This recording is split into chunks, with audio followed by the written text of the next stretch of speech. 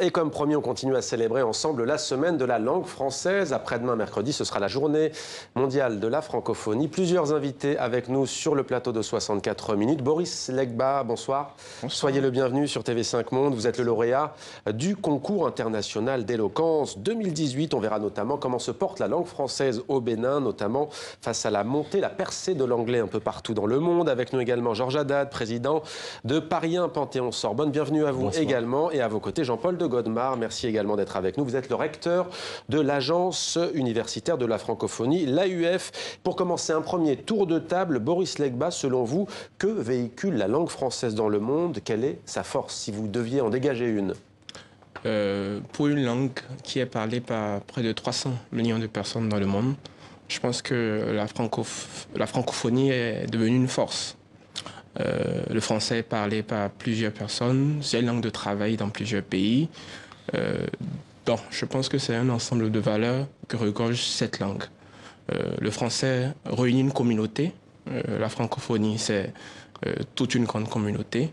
Donc, il est vrai que l'anglais a une forte percée, mais le français garde toujours sa place. Et voilà. Au Bénin, vous sentez que les jeunes se mettent de plus en plus à l'anglais ou c'est un peu une idée reçue, un cliché? Bon, il faut reconnaître que l'anglais perce de plus en plus, je le rappelle. Ouais. Mais le français au Bénin est la langue de travail. Donc, qu'on le veuille ou non, il faut reconnaître que de plus en plus de personnes se mettent à la langue française, surtout qu'il y a l'alphabétisation qui s'intensifie. Donc, le français perce au Bénin également. Georges Haddad, même question pour vous. La langue française, c'est quoi? C'est la langue de l'amour? C'est la langue de l'amour, c'est la langue de la solidarité, c'est la langue de la passion, c'est la langue de la créativité, c'est la langue des grands poètes, c'est des grands écrivains. Voilà, bon, c'est comme l'a dit Monsieur Legba, c'est les valeurs, c'est une histoire, c'est des traditions. Moi, je trouve que c'est aussi une langue qui signifie en fait une résistance dans un monde mondialisé où l'anglais est en train d'uniformiser tout. Mais c'est une langue qui permet à la pensée de s'exprimer. Jean-Paul de Godemar. Oui, moi je reprendrai volontiers tout ça, mais dans notre travail, nous, d'association d'université, c'est de démontrer aussi que cette langue, telle qu'elle vient d'être décrite, c'est aussi une langue porteuse de savoir-faire, d'expertise, de savoir. Et au fond, promouvoir la francophonie, c'est promouvoir tout ce qui se fait de bien dans les universités francophones, grâce aux valeurs qui viennent d'être évoquées, grâce à cette communication, grâce à la solidarité. Écoutez, dans une association comme la nôtre, qui regroupe plus de 900 universités sur les 5 continents, nous avons la chance, au fond, d'avoir tous les types d'universités.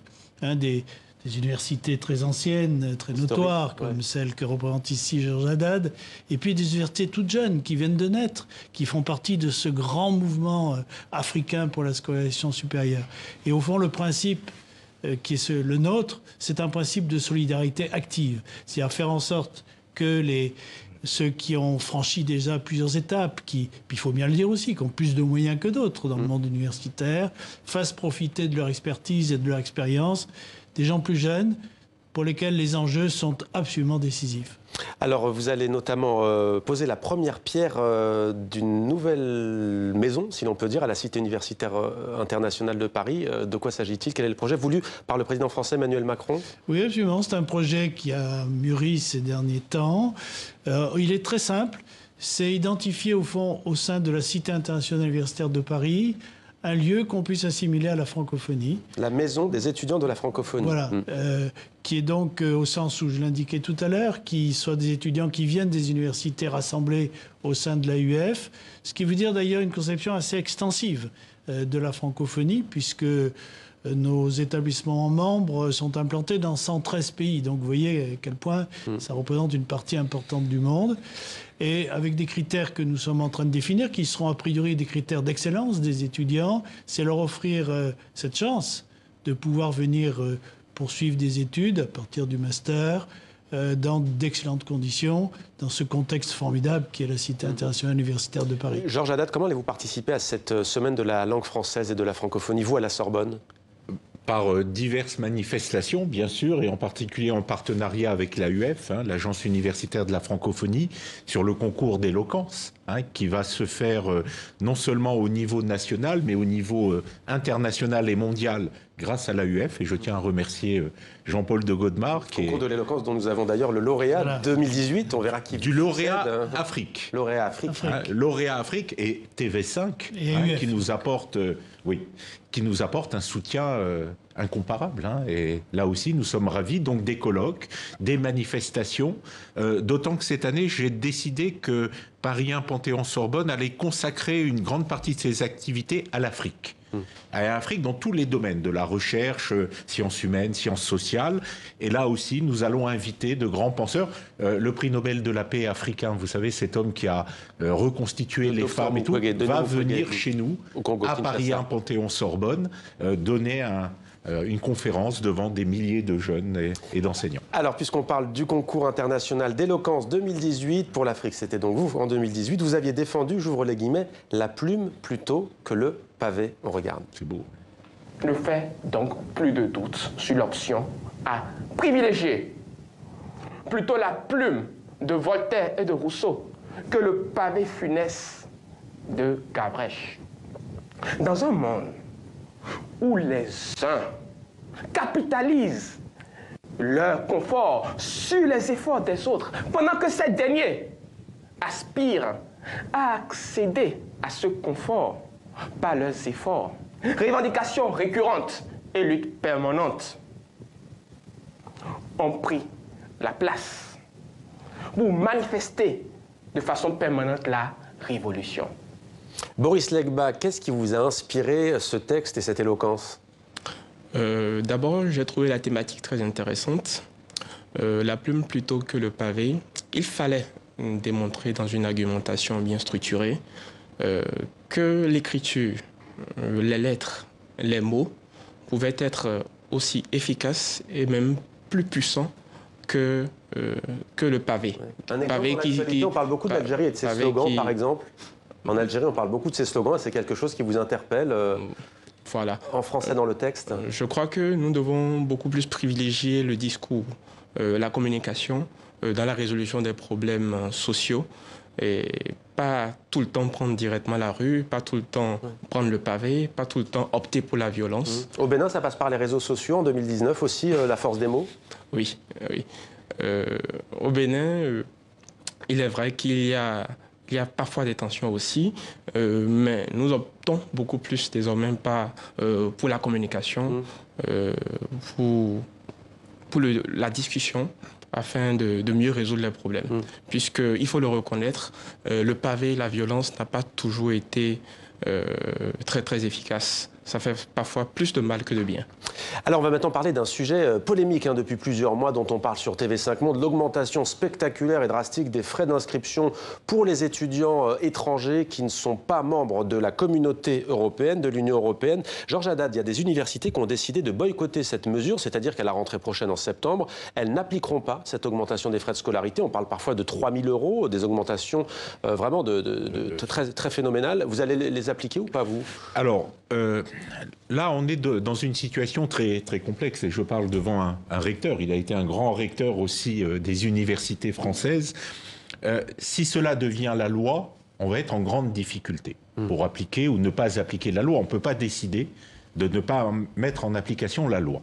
Mais je le dis au risque, comme d'habitude, de fâcher le ministère de tutelle. Je trouve que cette mesure est d'une brutalité extrême. Et en plus, avec une sorte de présentation que je trouve, pour moi, insupportable, bienvenue en France. C'est le titre, effectivement. Bienvenue en France, et vous annoncez que les droits d'inscription vont être multipliés par 16, par 15, 17, 18, 19, pour tous ces étudiants qui croient en la France, qui viennent en France pour étudier et pour se construire, qui vont être des ambassadeurs de la France et de la francophonie. Et donc, moi, je trouve cela d'une maladresse insigne. Et là aussi, je suis outré, moi-même qui viens d'Afrique, et je l'ai dit l'autre jour à mon conseil d'administration, vu les droits d'inscription, je n'aurais jamais pu étudier en France. Donc là, que va-t-on faire? On va essayer de s'adapter, on va essayer de jouer de diplomatie, de malice, pour faire en sorte que les étudiants, et tout particulièrement les étudiants d'Afrique francophone qui viennent chez nous, bien soient traités comme les étudiants européens. Je ne vois pas pourquoi ils ne méritent pas d'être traités comme les étudiants européens. L'Afrique francophone et l'Afrique d'une manière générale, globale, je l'ai dit, cette année est l'année de l'Afrique. On commence mal. Le gouvernement m'envoie un très mauvais signal. Jean-Paul de Godemar, 2 députés, dont une de la République En Marche, parti au pouvoir en France, a publié un rapport qui montre qu'au Danemark et en Suède, le nombre d'étudiants francophones en provenance d'Afrique a chuté littéralement en 1, 2, 3 ans, après une annonce aussi pareille spectaculaire, une mise en place d'augmentation. Comment expliquer cette politique ? Écoutez, moi je suis très mal placé pour expliquer la politique du gouvernement français et je n'ai pas à me prononcer là-dessus. Ce que je peux dire simplement, c'est que si on regarde l'ensemble de la francophonie, on a toutes les situations et des situations, vous vous souvenez peut-être il y a quelques années de ce qui s'était passé au Québec, qui avait pris le même type de mesures. Et on a vu d'ailleurs que très peu de temps après, les effets d'éviction momentanés ont disparu. Il y a tout autant d'étudiants africains actuellement au Québec ou francophones. Donc ce sujet-là, il faut le voir d'une manière assez globale. Moi, je comprends très bien la position de certains de mes collègues, mais il faut le voir très globalement par rapport à ce que ça signifie venir en France pour un étudiant africain, la sociologie des étudiants eux-mêmes.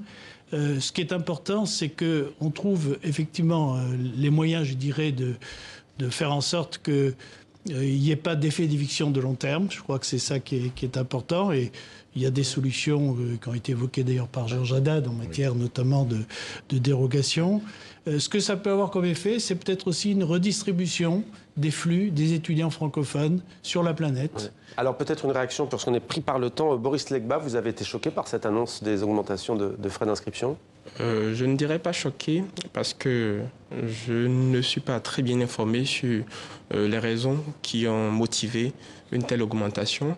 Moi, je pense personnellement que le savoir est désormais démocratisé et que tout le monde devrait avoir accès à de meilleures conditions d'études. Merci. Et qu'on devrait mettre en place toutes les conditions pour faciliter cela et non l'inverse en fait. Merci beaucoup à tous les trois d'être venus sur notre plateau en cette semaine qui débute, donc semaine de la langue française et de la francophonie.